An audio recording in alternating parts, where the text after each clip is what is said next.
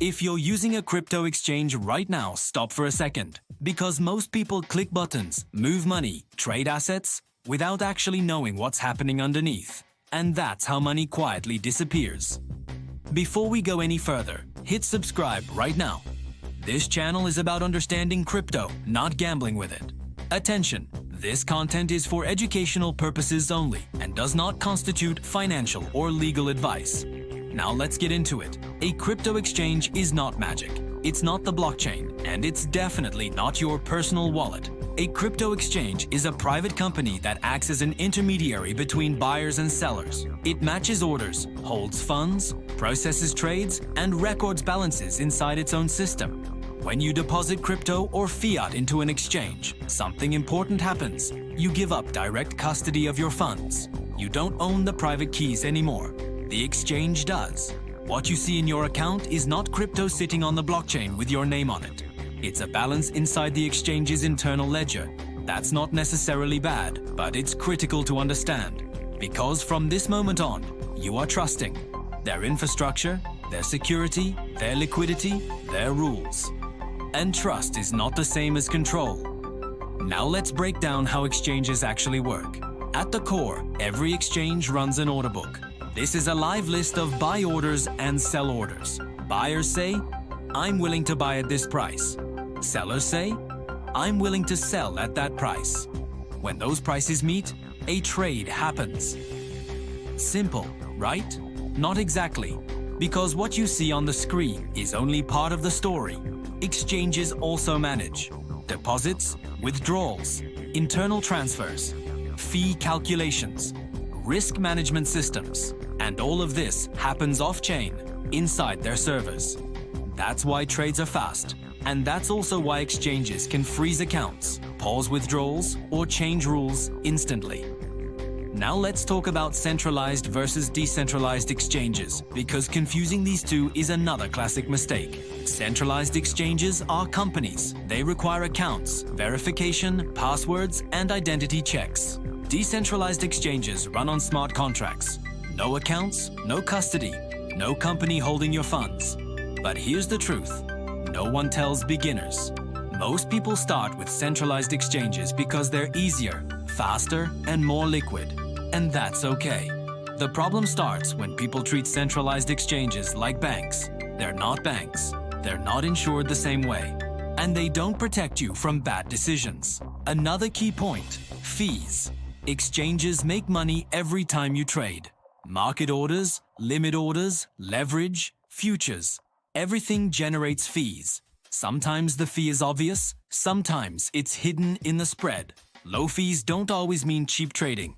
Poor liquidity can cost you more than any commission. And if you're trading frequently without a plan, fees quietly eat your account over time. Let me ask you something. Do you know the difference between market order, limit order, stop order?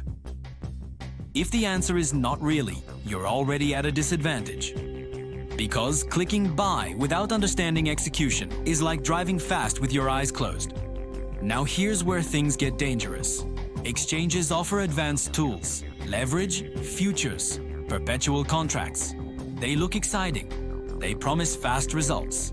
But these tools are designed for experienced traders, not beginners. Exchanges push them because they generate more volume, more fees, more liquidation events. That doesn't mean they're evil. It means you must understand incentives. If you don't control risk, the platform will gladly do it for you, and it won't be gentle. Let's pause for a second. If this video is already making you see exchanges differently, leave a comment and subscribe. This is where you learn how crypto really works. One last concept before we stop this part. An exchange is not responsible for your strategy. It doesn't care if you win or lose. It provides access, tools, and execution. What you do with them is on you. Understanding this changes how you behave. You trade less emotionally. You plan entries and exits. Now let's talk about the part most people completely ignore until it's too late: security. Because the biggest risk with crypto exchanges is not price volatility. It's how and where your funds are stored. When your crypto sits on an exchange, it's pooled together with everyone else's. You don't have a personal wallet on the blockchain. You have a claim on the exchange's internal system. If the exchange is hacked, mismanages funds, or gets shut down, your balance is just a number on a screen. And history has shown this again and again. Mt. Gox, FTX, dozens of smaller platforms, different stories, same ending. This doesn't mean never use exchanges. It means don't misunderstand their role. An exchange is a tool, not a vault. Another critical point is withdrawal control. Exchanges can delay withdrawals, limit amounts, freeze accounts, require additional verification, sometimes for security, sometimes for compliance, sometimes because of liquidity issues, and you don't get a vote. That's why experienced users follow one simple rule. Don't store long-term holdings on exchanges. Trade there, move profits out, repeat.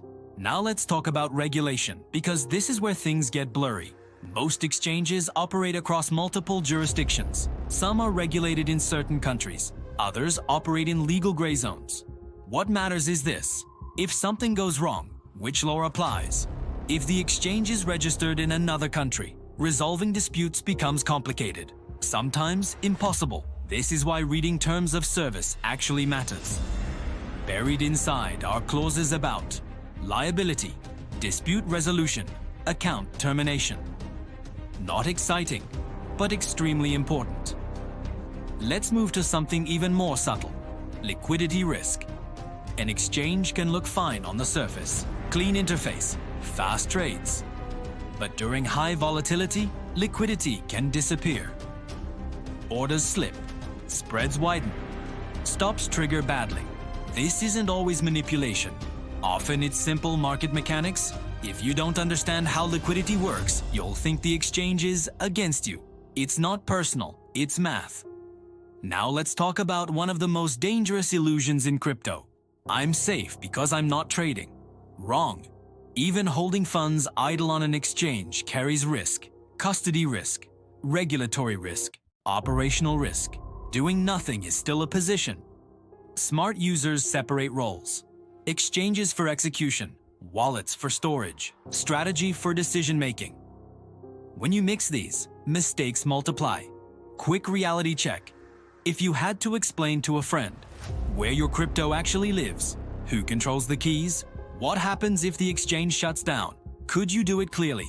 If not, pause and rewatch this video. Now here's the part no one likes to hear. Exchanges are businesses. Their goal is volume, more trades, more leverage, more activity. Your goal should be survival and consistency. Those two goals are not the same. This is why discipline matters more than features. Before clicking any button, ask, do I understand this product? Do I know my maximum risk? Am I trading or reacting emotionally? If the answer isn't clear, step back. Half of crypto losses happen without bad luck. They happen from misunderstanding the tool. Let's end with this. A crypto exchange is powerful, neutral, unforgiving. Used correctly, it gives you access to global markets. Used blindly, it becomes a very expensive teacher. If this video helped you finally understand what an exchange really is, subscribe and leave a comment. This channel is about clarity, not hype. And remember, in crypto, knowledge doesn't just give you an advantage, it protects your money.